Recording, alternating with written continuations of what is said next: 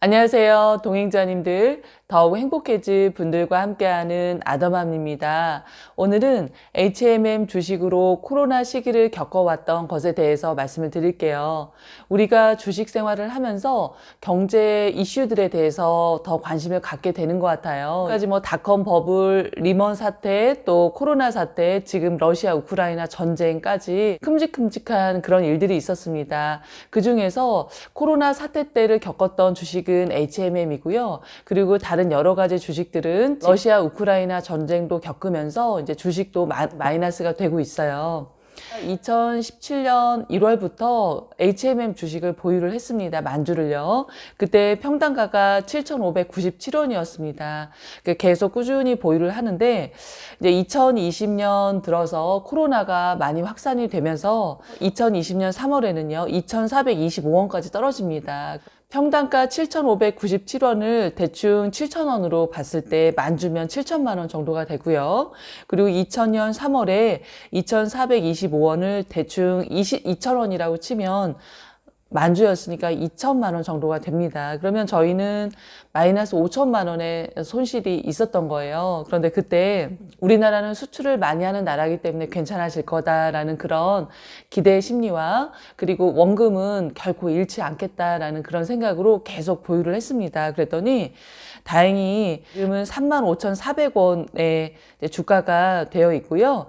이게 이제 4만 원 이게 거의 5만 원대도 육박했을 정도로 굉장히 높았었습니다. 그래서 지금은 한 300%, 400% 이렇게 수익률도 보고 있어요. 저는 HMM이라는 주식을 6년 동안 보유하면서 또 코로나라는 큰 경제 위기를 겪으면서 주식은 굉장히 많은 마이너스가 되더라도 팔지 않으면 되는구나라는 생각을 갖고 있습니다. 물론 저희는 운이 좋았죠. 개별 주식들은 오랫동안 장기 투자한다고 해서 수익이 이렇게 계속 높아지지는 않을 수 있거든요. 그런데 이 TQQQ는 미국 나스닥 100에 투자를 하는 거죠. 미국의 기술주 100개 기업에 투자를 하는 겁니다. 그래서 앞으로 더 우상향할 그런 확률이 더 높죠. 그렇기 때문에 지금처럼 이렇게 많은 하락기가 되어도 나중에는 높아질 거다라는 걸 저는 HMM 주식을 통해서 경험을 했기 때문에 그냥 평안하게 그냥 이렇게 그러려니 하고 지나가고 있습니다. 그런데 혹시나 이런 주식 투자가 처음이고 특히 이런 TQQQ 같은 레버리지 상품들은 마이너스가 될 때 굉장히 많이 하락을 할 수 있는데 그럴 때도 기다리시면 됩니다라는 말씀을 제가 드리고 싶습니다. 그리고 제가 갖고 있는 주식 중에 글로벌 리튬도 있는데요. 현재는 9,000주를 갖고 있고 지금 현재는 마이너스 1,100만 원이에요. 그런데 작년에 6,845주였을 때요. 마이너스 180만 원이 된 적도 있었고 플러스 1,000만 원이 된 적도 있었습니다. 주식은 올랐다 내렸다 하는 게 어떻게 보면 자연스러운 현상이고요. 그럴 때 내가 어떻게 하느냐 그것이 너무 중요합니다.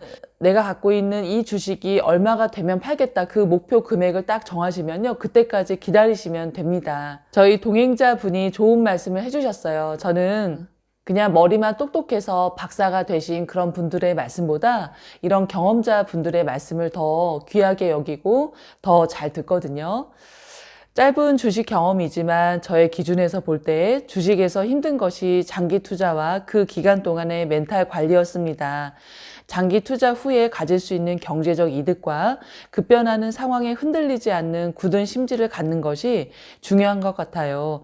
여기 보면 그 포인트 되는 단어들이 다 들어있는 것 같아요. 장기 투자, 그리고 멘탈 관리, 그리고 나중에 경제적 이득. 그러니까 지금 이렇게 많이 떨어질 때 마이너스 계좌에 마음 상해하지 마시고 이럴 때 많이 사둬야지. 내가 목표로 하는 금액이 되었을 때 더 수익률이 많이 높을 수 있겠구나. 라는 생각으로 꾸준하게 진행을 하시면 너무 좋을 것 같습니다. 제가 이렇게 월간지를 보는데 또 좋은 내용이 있어서 같이 공유를 좀 해드리고 싶어요. 거절하지 못하는 병에 걸렸어요. 거절하지 못하는 것도 병이라고 표현을 했거든요. 근데 가만히 생각해 보니까 좀 그런 것 같아요.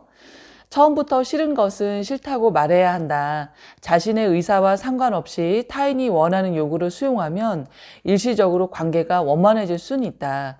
하지만 삶의 주도권을 상대에게 양보한 대가라는 사실, 주도권을 타인에게 지속적으로 양도하게 될 경우 행복감과 자존감이 낮아진다. 따라서 자신의 존엄을 지키기 위해 거절할 줄 알아야 한다. 거절은 상대방에 대한 부정적 의사 표현이 아니라 자신이 처한 상황에 대한 솔직한 의사 전달이다. 타인의 부탁에 응답하기 앞서 우선적으로 고려해야 할 사항은 나의 의사다. 부탁이나 요구를 들어줄 수 없을 때는 두 갈씩으로 거절하는 게 좋다. 미안한 마음이나 이유는 그 다음에 설명하면 된다. 수용할 수 있는 부탁이지만 무리라는 생각이 들면 시간을 갖고 판단해 보는 게 좋다. 거절해야 하는 순간에는 예의가 필수다. 부탁하는 상대의 심정을 충분히 공감하고 들어줄 수 없는 상황을 간략하게 설명해 오해를 만들지 않도록 한다. 거절은 사람에 대한 거부가 아니라 의견에 대한 거부일 뿐이다. 원하지 않는 일에 시간을 빼앗기고 싶지 않다면 정중하게 거절할 줄 알아야 한다. 저도 참 거절하는 걸 어려워했던 사람이에요. 지금 생각해보면 꼭 그렇게까지 할 필요가 없었는데 라는 생각이 들 정도로 거절하는 걸 굉장히 못했었습니다. 예를 들면 친구들하고 약속을 해요. 근데 제가 이제 몸이 아프죠. 뭐 몸살이 날 수도 있고 뭐 그럴 수 있는데 그럴 때 내가 좀 몸이 아파서 못 나가 라는 말을 못했습니다. 굉장히 왜 그럴까 싶으시죠? 그런데 그때는 내가 만약에 약속을 어기게 되면 나를 미워할 것이다, 나를 싫어할 것이다 라는 생각이 굉장히 많았었어요. 왜 그런지 모르겠어요. 그런데 웃긴 건 상대방이 이런 일이 있어서 오늘 못 나가 그러면 그래 하고 저는 굉장히 흔쾌히 허락을 했다라는 거예요. 그때는 어떻게 보면 좀 자존감도 많이 낮았었던 것 같아요. 그런데 지금은 여러 가지 경험과 그리고 제가 책을 읽고 이런저런 강의를 들으면서 공부하고 나서 마음이 많이 단단해졌습니다. 지금도 저는 제가 조금 손해보더라도 제가 조금 힘들더라도 남에게 도움이 될 수 있다면 하는 편입니다. 하지만 제가 할 수 있는 그 수위를 넘어서는 것들에 대해서는 정말 정중하게 거절을 해요. 내가 이러이러해서 좀 들어줄 수 없다라고 얘기를 합니다. 그러면 이제 상대방들의 반응들이 있어요. 그러면 그렇구나 라고 순수하게 들어주는 분이 계시고 아니면 뭐 서운해하는 분도 계실 수 있죠. 그렇지만 그런 부분들은 어떻게 보면 제가 관여할 부분은 아니잖아요. 그래서 지금은 마음 편안하게 그렇게 지내고 있습니다. 상대방이 어떤 부탁을 하며 예전에는 꼭 들어줘야 되는 것으로만 여겨서 굉장히 부담스러웠는데 이제는 어떤 부탁을 하게 되면 들어줄 수 있는 건 편안하게 들어주고요. 그렇지 못하는 건 편안하게 말을 하니까 상대방도 오히려 그런 부분을 편안해 하더라고요. 그래서 지금은 굉장히 즐겁게 잘 지내고 있어요.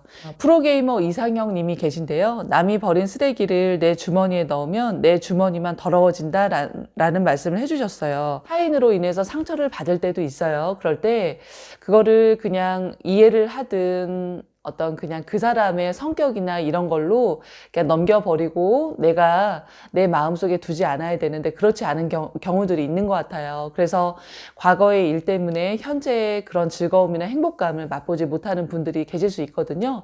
저도 한때는 그랬던 적이 있었어요. 근데 지금은 그러지 않습니다. 그래서 혹시나 영상을 보시는 분들 또 저희 동행자님들 중에서 타인의 어떤 말이나 행동에 의해서 상처를 받은 분이 계시다면 그거를 툭툭 털어버리고 지금 현재를 즐겁게 사셨으면 좋겠습니다. 오늘 월요일이죠. 이번 한 주도 힘차게 출발하시고요. 또 다음 영상에서 찾아뵙겠습니다. 영상 끝까지 봐주셔서 감사합니다. 안녕히 계세요.